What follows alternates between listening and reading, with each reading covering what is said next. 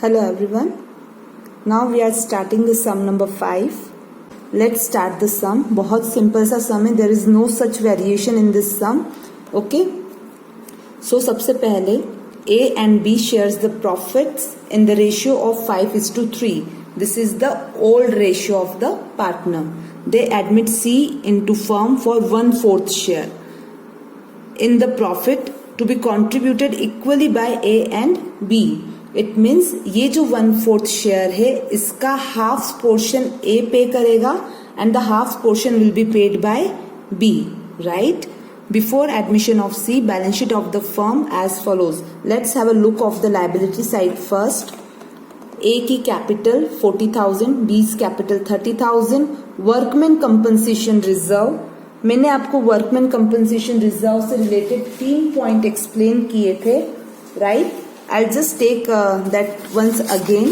There are 3 situation. Workman compensation fund से related 3 situation हो सकती है बस. राइट. एक तो जो ये फंड का अमाउंट है ये आपको बैलेंस शीट में दिया होता है. All right. सपोज फंड 6,000 का है, क्लेम 9,000 का है, तो जितना अमाउंट शॉर्ट पड़ेगा वो आप बैलेंस शीट के डेबिट, वो आप रिवैल्यूएशन के डेबिट में लिखेंगे. एंड दूसरा इफेक्ट, जो क्लेम का अमाउंट है वो बैलेंस शीट के लायबिलिटी में जाएगा. जो क्लेम का अमाउंट है वो हमेशा बैलेंस शीट के लायबिलिटी में आपको शो करना ही है. Right. In any of 3 situation. Okay. Let's take the second situation. Fund आपके पास 2,000 का है, 6,000 का है एंड क्लेम भी 6,000 का है. सो इन दिस सिचुएशन कुछ शॉर्ट नहीं पड़ रहा है, कुछ एक्स्ट्रा नहीं है. So only the claim amount will go, जो कि 6,000 की है वो बैलेंस शीट के लायबिलिटी में जाएगी. एंड द थर्ड सिचुएशन, जबकि फंड तो 6,000 का है बट क्लेम 2,000 का ही है. इस सिचुएशन में हमारे पास 4,000 का एक्स्ट्रा फंड बच जाता है.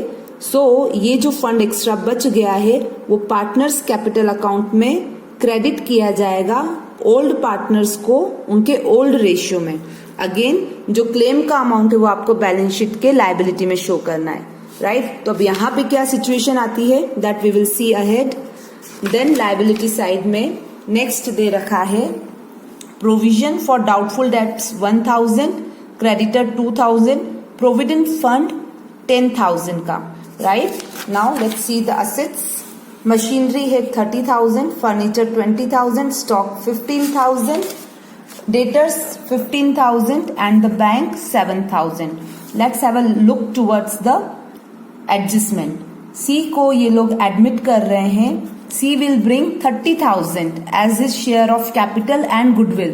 It means इस 30,000 के अमाउंट में कैपिटल भी इंक्लूडेड है एंड गुडविल भी इंक्लूडेड है. Then goodwill of the firm has been valued 3 times of the average super profit of last 4 years. Right? अब यहाँ पे बच्चे कंफ्यूज हो जाते हैं.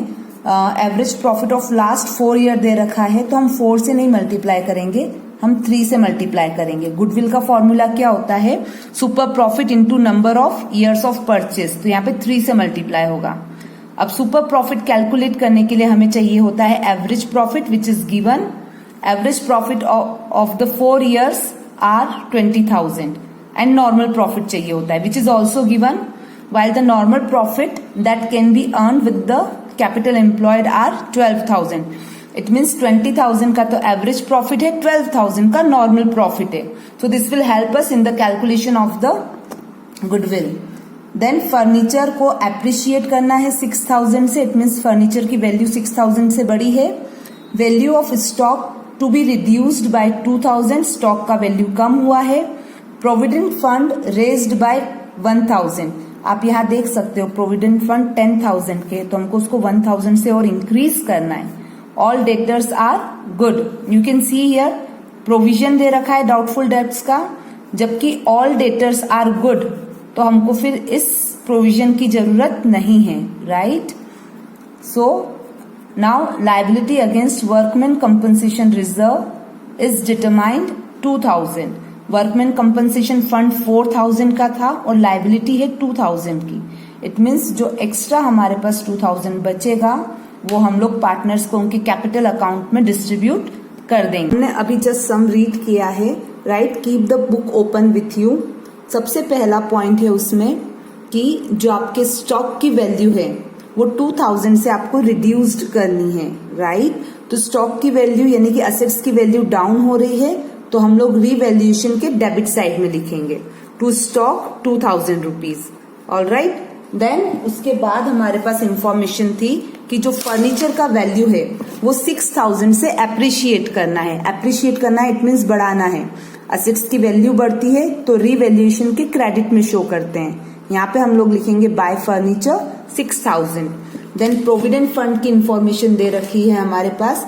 जस्ट अभी हमने सम में देखा था कि जो प्रोविडेंट फंड है वो हमें 1000 से इंक्रीज करना है, राइट। सो 1000 से इंक्रीज करना है, so it is a kind of expenses, extra expenses. So हम रीवैल्यूएशन के डेबिट में लिखेंगे to provident fund 1000 debit side में। एंड देन एक इंफॉर्मेशन और थी कि all the debtors are good. तो वो जो प्रोविजन पड़ा हुआ है डाउटफुल डेट्स का, now that is a kind of extra income जो कि हम लोग उसको क्रेडिट में शो करेंगे 1000 रुपीज से। देन हमारे पास टोटल आता है रीवैल्यूएशन का 7000 रुपीज एंड डेबिट साइड में एक्सपेंसेस है अगेंस्ट दिस 7000 3000 के। इट मीन्स 4000 का प्रॉफिट है जो कि ओल्ड पार्टनर ए और बी को उनके ओल्ड रेशियो में डिस्ट्रीब्यूट कर दिया जाएगा। This is clear, right. Now before starting with the partners capital account we need to calculate the goodwill and how the goodwill will be distributed amongst the old partner. Okay, so we will see the calculation portion first. Now सबसे पहले goodwill का देखते हैं। just see towards the goodwill calculation. goodwill of the firm के लिए हमारे पास information है कि हमें ये सुपर प्रॉफिट पे कैलकुलेट करना है। सुपर प्रॉफिट के लिए अब कैसे कैलकुलेट करेंगे, तो आगे इंफॉर्मेशन है normal profit 12,000, average profit 20,000। Super profit का फॉर्मूला है सुपर प्रॉफिट। कैसे कैलकुलेट करेंगे, एवरेज प्रॉफिट में से नॉर्मल प्रॉफिट माइनस करेंगे तो हमारे पास आता है सुपर प्रॉफिट। नाउ गुडविल कैसे कैलकुलेट करेंगे with the help of super profit, तो super profit into number of years of purchase. 8000 का सुपर प्रॉफिट था, इंटू 3 करेंगे तो टोटल गुडविल फर्म की आएगी 24,000 की, राइट। ये 24,000 फर्म की गुडविल है। इसमें हम सी का हिस्सा शेयर करेंगे विच इज 1/4, तो आएगा 6000। नाउ अभी सम में या तो कुछ प्रिंटिंग मिस्टेक है, आपकी बुक में दे रखा है कि ये जो गुडविल है ये पार्टनर्स इक्वली डिस्ट्रीब्यूट करेंगे। था ना कि सी का हिस्सा ए और बी इक्वली बेयर करेंगे, इक्वली सेक्रीफाइस करेंगे, तो अकॉर्डिंग टू दैट यहाँ पे 3000 आना चाहिए, राइट। सो जब आप बुक से आंसर मैच करोगे तो आपका कैपिटल जो बैलेंस है वो सही नहीं आएगा, बट अल्टीमेटली आपकी बैलेंस शीट टैली हो जाएगी। I will show you in the partners capital account. Now let's see how to calculate the SR, that is sacrificing ratio and normal new ratio. So A and B are two partners. They share profit into 5/8 and 3/8 ratio में। C को admit करते हैं 1/4 share के लिए, जिसके लिए आगे information दे रखी है कि वो इक्वली A और B से लेता है, मतलब 1/4 का हाफ हाफ करेंगे तो 1/8 और 1/8 आता है। सो 1/8 A सेक्रीफाइस करेगा, 1/8 B सेक्रीफाइस करेगा, तो सेक्रीफाइसिंग रेशियो आ जाता है 1:1 का। Now we'll have to calculate the normal new ratio. A का old ratio है 5/8, उसमें से वो 1/8 सेक्रीफाइस करता है, तब उसका न्यू रेशियो आता है 4/8। B का ओल्ड रेशियो है 3/8, उसमें से वो 1/8 का सेक्रीफाइस करता है, तो न्यू रेशियो आ जाता है 2/8। नाउ C 1/8 तो A से ले रहा है, 1/8 B से ले रहा है, तो टोटल उसका रेशियो हो जाता है 2/8। Is it clear? To do in the partners capital account, first of all we will write the balances of the old partners जो कि A और B है। इनका कैपिटल बैलेंस दे रखा है 40,000 और 30,000, हम पार्टनर्स कैपिटल अकाउंट के क्रेडिट में शो करेंगे, राइट। अब C का कैपिटल बैलेंस नहीं आएगा because he is the new partner. Then C कितनी कैपिटल ला रहा है, तो इसके लिए इंफॉर्मेशन थी कि वो टोटल 30,000 रुपीज ला रहा है एज गुडविल एंड कैपिटल।